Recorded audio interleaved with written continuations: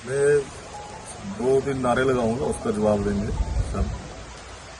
Indian national Congress जनाब राहुल गांधी, जनाब खड़गे साहब, मैडम सोनिया गांधी जी, लीडर श्री अशोक डोगरा जी, जो कि मैं इनको बचपन से जानता हूं। मुझे याद है कि एक बार जब मोहम्मद अमीन भट्ट हमारे यूथ के प्रेसिडेंट थे, तो उनके साथ इन्होंने बहुत ही अच्छा एक वेलकम जो रोड साइड पे किया था सर।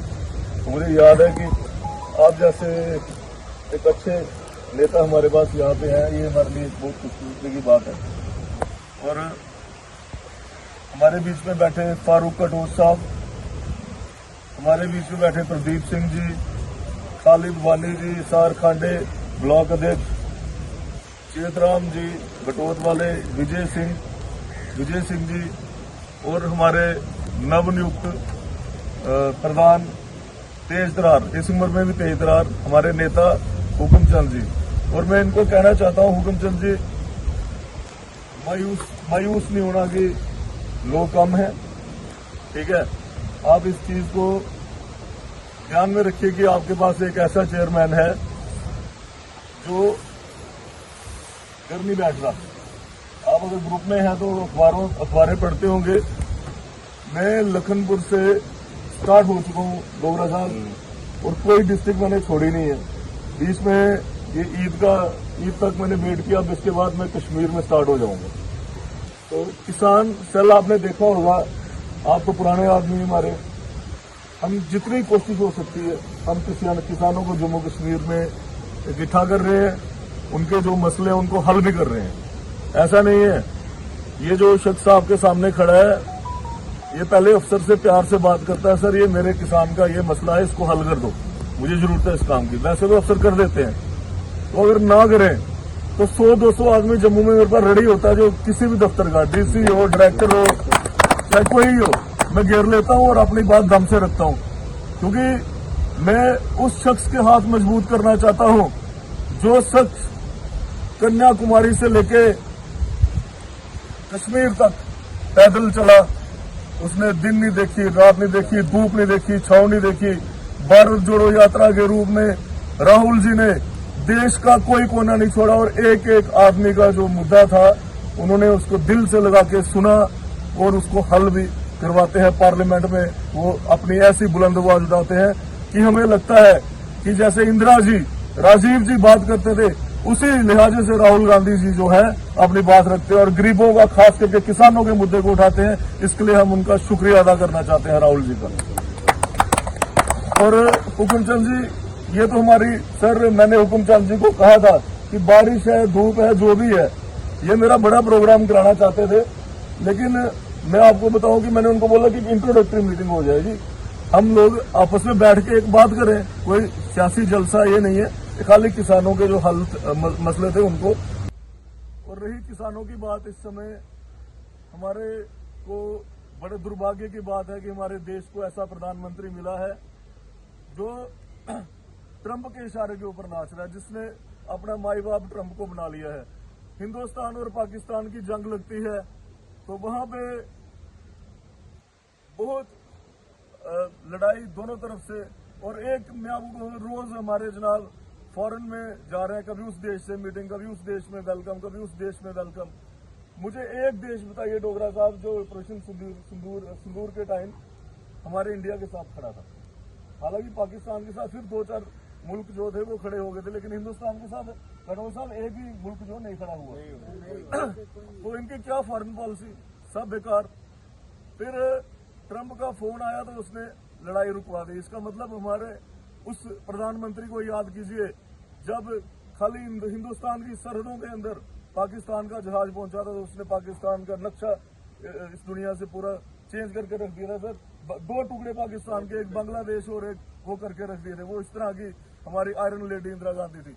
इन्होंने हमारे देश को ट्रंप के आगे भेज दिया है, और ब्लैकमेलिंग, एप्स्टीन फाइल हो, चाहे क्या क्या राज ट्रंप के पास इसके ऐसे पड़े हुए हैं, जो ये शख्स आज पहले इसने जवानों का सौदा किया, हमारी 4 साल की भर्ती अग्निवीर की इसने कर दी, तो उसमें भी हमारे जो नौजवानों का भविष्य था इसने खतरे में डाला। अब पहले इन्होंने जवानों को मारा, अब इन्होंने किसानों को मारने का जो मसौदा है वो तैयार किया है, उसे कहते हैं Indo US trade deal.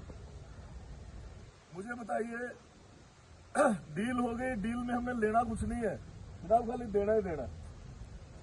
18% tariff लगेगा अगर हम हिंदुस्तान से अगर कोई चीज अमेरिका को बेचेंगे, यहाँ से हमारा किसान या कोई भी इंडस्ट्रीज कोई चीज बेचेगा तो 18% टैक्स हमने देना है।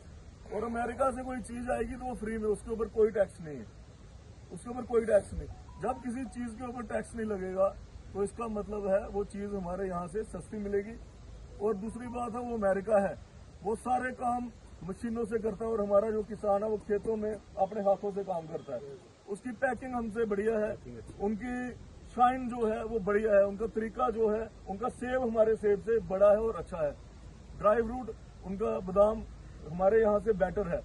जब लोगों को किसी दुकानदार के पास अमेरिका की चीज साफ सुथरी और अच्छी मिलेगी, ठीक है, वो भी सस्ती, तो हमारा किसान तो मरेगा ना सर, क्योंकि उसका सामान तो बिकेगा नहीं। जैसे आपने कहा कि हमारे अखरोट के पेड़ के नीचे अखरोट पड़े पड़े सड़ जाएंगे, हमारा केसर सड़ जाएगा, हमारा बादाम सड़ जाएगा, हमारा सब कुछ जो है वहां से। आपको बताऊं, जब छोटा मोटा किसी को बेरोजगारी होती थी वो डेयरी का काम शुरू कर लेता था, पोल्ट्री का काम शुरू कर लेता था। तो मैं आपको कहूं कि डेयरी और पोल्ट्री के प्रोडक्ट भी जो है वहां से सस्ते दाम पे आएंगे,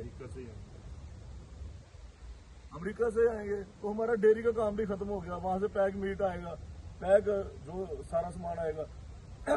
हमारा दूध जो है, पनीर, दही, सब कुछ जो चीजें थी वो सब जो है अमेरिका से सस्ते दाम पे आएंगी, ठीक है। अब मुझे ये बताइए कि जो इंसान अपने घर में, हम रोड में आते हैं सर आपके, तो बड़े शौक से कलाड़ी खाते हैं, पनीर खाते हैं, दही दूध ले जाते हैं। हमारे गुज्जर बकरवाल भाई तो बेचारे मारेंगे, अब उनको कौन पूछेगा कोई? तो इस तरह की चीजें हैं जिससे हमें नुकसान है, तो हमें एकजुट होना है। राहुल जी हमारी आवाज उठा रहे हैं, हम सब जम्मू कश्मीर के किसानों को एकजुट होना है। हुकुम साहब जी, अब मैं आपको एक बात कहने लगा हूँ एज ए चेयरमैन।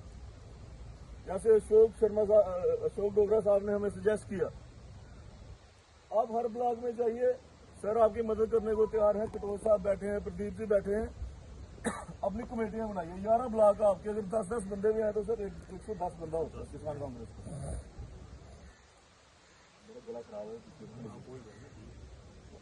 110 बंदा आएगा महीने में। हुकुम साहब जी, महीने में एक चक्कर जो है मैं आपकी डिस्ट्रिक्ट में लगाया करूंगा, ये आपसे वादा मेरा। कोई आए या नहीं आए, महीने में एक दिन आप मीटिंग फिक्स कर दो, एक दिन हम कहीं ना कहीं बैठ के किसानों के मुद्दों पे बात किया करेंगे, और ठीक है ना, बैठेंगे और बात करेंगे किसानों की। क्योंकि मैं फुल टाइम 24/7 किसी को कोई काम है, किसी भी तरीके का, horticulture, agriculture, dairy, animal husbandry, floriculture, जो किसानों के महकमे मुझे बताइए, उन सब कामों को करने के लिए मैं हाजिर हूँ। थैंक यू, धन्यवाद।